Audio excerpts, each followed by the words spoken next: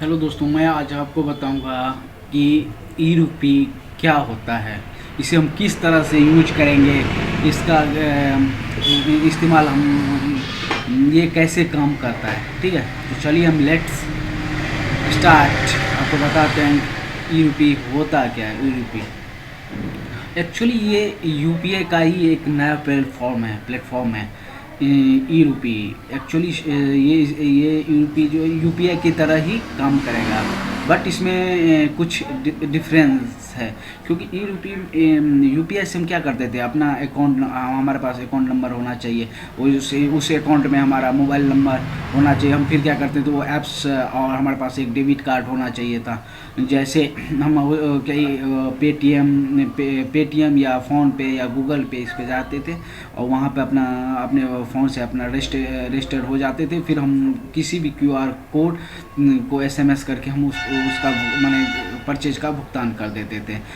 उसी तरह से यूपीआई एक नया वर्ग, एक स्पेस, ये जो है ना एक नया प्लेटफॉर्म है, बट लेकिन इसमें ये एक स्पेसिफिक वर्क के लिए होगा।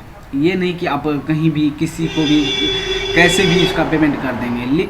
ये सिर्फ स्पेसिफिक वर्क के लिए होगा कि ये काम के लिए इतना पेमेंट करना है, वो करना है। तो चलिए मैं आपको बता दूँ सबसे पहले कि ये ई रुपी को ये किसके अंडर है। ये यूपीआई और ई रुपी दोनों ही ये एनपीसीआई के अंतर्गत आता है। ये एनपीसीआई ही दोनों को देखती है। ये कैसे काम करेगी मैं आपको बताता हूँ। ये जैसे ये सरकार ने किसी को घर आदि कम्बल देना है या दवाई देना है या कुछ भी देना है, तो क्या करेगी सरकार क्या करेगी, वो जो लाभार्थी हैं जिसको ये ई रुपी या पेमेंट देना है, वो दवाई के लिए या कंबल के लिए या भोजन के लिए या किसान को खाद के लिए, कुछ भी, जैसे किसान को या दवाई के लिए या कुछ भी, या पेट्रोल भरवाने के लिए कुछ भी देती है। तो सरकार क्या करेगी, वहाँ से एक क्यूआर कोड जनरेट करके उसके मोबाइल पे या एक एसएमएस के माध्यम से, उसके मोबाइल पे बेसिक मोबाइल है तो एक एसएमएस या आपका स्मार्टफोन है तो क्यूआर कोड आपके मोबाइल पे भेज देगी। ठीक है भैया, आप क्या करना है, आप क्या करोगे, आपके इलाके में जो, मान लीजिए हमें खाद लेना, किसान को खाद लेना है, तो उस आपके इलाके में जो खाद वाला दुकान है, आप वहाँ पे जाएंगे, अपना क्यूआर कोड या एसएमएस दिखाएंगे, और वो क्यूआर कोड वो स्कैन कर लेगा, आपको खाद दे देगा। आप उस पैसे से न दूसरा, चाह कर भी कोई दूसरा काम नहीं करता। पहले लोग क्या करता था, जैसे सरकार कम्बल के लिए पैसा भेजी है, सरकार यदि किसान को खाद लेने के लिए पैसा भेजी, तो किसान खाद ना लेके वो दूसरा काम कर लेता था। वो कहीं दारू पी लिया, कहीं वो दूसरा काम कर लिया, किसी कर्जे वाले को दे दिया, समथिंग जो भी काम कर लेता था। बट अब ऐसा नहीं होगा। आप यदि सरकार आपको यदि कम्बल लेने के लिए पैसा भेजेगी, तो आप सिर्फ उस इलाके के जो कम्बल बेचने वाले दुकान होंगे, आप वहीं पे जाके ही अपना क्यूआर कोड या एसएमएस वो उनको देंगे, और वो आपको कम्बल देगा। दवाई लेना, यदि दवाई के लिए आपको वो ई रुपये मिला हुआ है तो आप दवाई ही ले सकते हैं, उतने रुपये का दवाई ही ले सकते हैं। यदि खाद के लिए मिला, खाद ही ले सकते हैं, या पेट्रोल के लिए मिला तो सिर्फ और सिर्फ आप पेट्रोल की ही ले सकते हैं। कि मैं आपको बताऊँ ये कैसे काम करता है। ये क्या करता है, जैसे सरकार ने यदि आपको खाद के लिए पैसे दें, तो वो क्या करेगी, सबसे पहले बैंक वालों को बताएगी कि मुझे इतने क्यूआर कोड चाहिए। ठीक है, तो वो सरकार क्या करेगी, उसका डिटेल लेके, सबका डिटेल लेके उस खाद एक एनपीसीआई को भेजेगी। एनपीसीआई क्या करेगी, 3 क्यूआर कोड जनरेट करेगी। एक बैंक को दे देगी, जो कस्टमर को दे देगा, कस्टमर को जाएगा। दूसरा एक खाद वाला विक्रेता, जो खाद उस इलाके के खाद विक्रेता हैं उनके पास भेज देगा। एक तीसरा वो खुद ही अपने पास एनपीसीआई रखेगी। तो ये 3 क्यूआर कोड होंगे। आप कहीं भी यदि मान लीजिए गलती से भी मान लीजिए अपना क्यूआर कोड किसी दारू की दुकान पे जाके स्कैन करवाएंगे तो वहाँ बोलेगा नॉट वैलिड। या कहीं यदि फॉर्चून की दुकान पे जाएंगे, कहीं भी यदि आपको खाद के लिए मिला तो सिर्फ और सिर्फ आप खाद ही लेंगे। यदि आपको दवाई के लिए मिला है तो दवाई ही ले सकते हैं। आप दवाई की जगह कहीं दूसरा चीज़ नहीं ले सकते। किसी दूसरे दुकान पे आप जाइएगा, चाहे आप कपड़ा लेना चाहे कपड़े वाली दुकान पे जाएंगे तो क्यूआर कोड वहाँ दिखाएगा नॉट वैलिड। सिर्फ और सिर्फ उस इलाके के जो सरकार के अंदर लिस्टेड हैं उसी दुकान पे जाके आप वो क्यूआर कोड स्कैन करवा सकते हैं, अन्यथा कहीं भी नहीं। जैसे मान लीजिए सरकार अपने अधिकारी को ये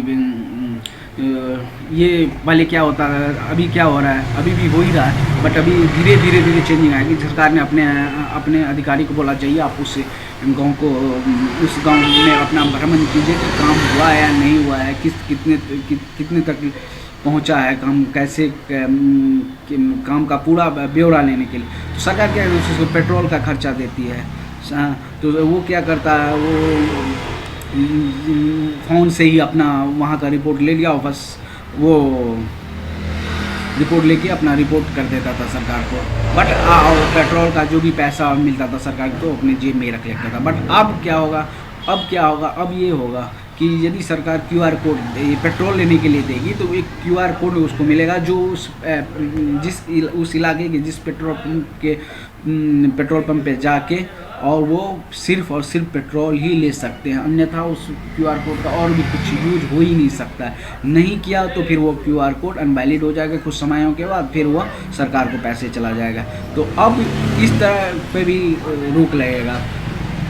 जैसे मान लीजिए कोरोना जैसा महामारी आया तो सरकार क्या करे, जैसे किसी को घर जाने के लिए पैसा दे रही हो या खाना खाने के लिए, तो वो क्या करेगा, यदि घर खाना खाने के लिए दिया तो वो एक क्यूआर कोड जनरेट करके उसके मोबाइल पे या SMS उसके मोबाइल पे दे देगा।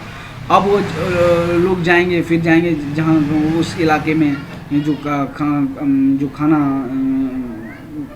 बनाने वाला होगा या जो होटल होगा, अब वो होटल पे जाके अपना क्यूआर कोड स्कैन करेगा, वो खाना खाएगा, बस वो पैसा उस होटल वाले के अकाउंट में चला जाएगा। उस पैसे का वो कहीं भी दूसरा उपयोग नहीं कर सकता है। तो इस तरह से भी वो जनता को डायरेक्ट फ़ायदा, जो मोदी जी बोलते थे कि हम जो नीचे स्तर तक लोग हैं उनको उन तक पहुंचाएंगे, तो वो भी एक सपना साकार हो जाएगा। जैसे आयुष्मान कार्ड में क्या होता था, 5 लाख तक का आपको हर साल 5 लाख तक का इलाज मुफ्त मिलता था। अब क्या करेगी सरकार, जैसे वो इलाज करवाया नहीं करवाया हॉस्पिटल से मिलके आप पैसा वो हो जाता था, निकल जाता। बट अब क्या होगा, अब क्यूआर कोड सरकार दे देगी। अब वो क्यूआर कोड सिर्फ और सिर्फ इलाज, जब तक आप इलाज नहीं करवाओगे तब तक वो क्यूआर कोड स्कैन या दवाई के लिए देगा या ये हॉस्पिटल देगा, वो सिर्फ और सिर्फ आप वहाँ पे क्यूआर कोड स्कैन करके आप इलाज करवा सकते हैं और दवाई ले सकते हैं। ठीक है। और आपको बता देता हूँ, जैसे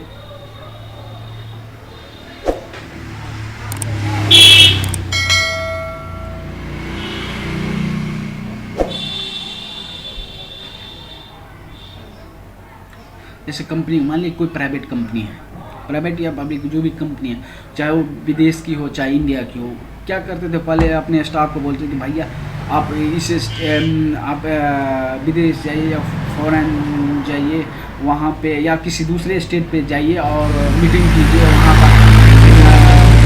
वहाँ के जो काम है उनको मीटिंग कीजिए, मतलब कुछ भी करने के लिए भेजते थे। वो क्या करते, उनको होटल का खर्चा, ट्रैवलिंग का खर्चा सब कुछ देते थे। बट वो क्या करते थे, वो उस होटल में अब उनको चार्ज मिला है ताज का, बट वो वहाँ ना रह के किसी दूसरे लो कॉस्ट वाले होटल में जाके रह जाते थे, अपना वहाँ के जो भी काम है वो काम ख़त्म करके आ जाते थे।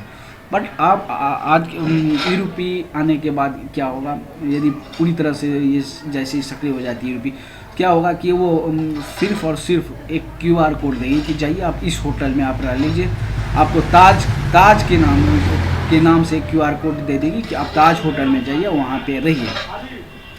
तो क्या करेगी अब क्या होगा, वो उसे वहाँ पे रहने के लिए मजबूर होना पड़ेगा, वहीं ही वो क्यूआर कोड स्कैन करना पड़ेगा, और अन्यथा किसी दूसरे होटल में रह ही नहीं सकते। वहीं जाएंगे, वहाँ पे क्यूआर कोड स्कैन करेंगे और फिर वो वहाँ पे स्टे कर सकते हैं इस केस में भी। और दूसरा इसका एक और ये फ़ायदा है कि जो मान लीजिए जो इसके बेनिफिशरी हैं, जो लाभार्थी हैं, जिसको ये दिया जाएगा यूरोपी, वो उनके मोबाइल में एक बार यदि एसएमएस या क्यूआर कोड मिल जाता है, उसके बाद उनको कोई इंटरनेट की ज़रूरत नहीं है, सिर्फ जो पेमेंट रिसीव करेगा उसके लिए ये ज़रूरत है। आई होप आप समझ गए होंगे कि यूरोपी का क्या आने वाला। अभी कुछ ही बैंक इस ये यूरोपी ट्रांजैक्शन वाला जो क्यूआर कोड वगैरह स्कैन वो जनरेट कर रही है, बट अब धीरे धीरे बहुत सारी बैंक, सब बैंक लमसम सब बैंक ये करना शुरू कर देगी। जैसे ये और ये कुछ अभी भी कुछ बैंक भी और डिपार्टमेंट, कुछ डिपार्टमेंट ही कर रहा है, पूरी डिपार्टमेंट नहीं कर रही है। जैसे ही पूरा सक्रिय हो जाता है ये, तो फिर ये जो बीच का जो पैसा है वो डायरेक्ट माने अधिकारी या किसी के पास ना रह के डायरेक्ट उस उपभोक्ता को मिलेगा। Thank you for watching. I hope आप समझ गए होंगे।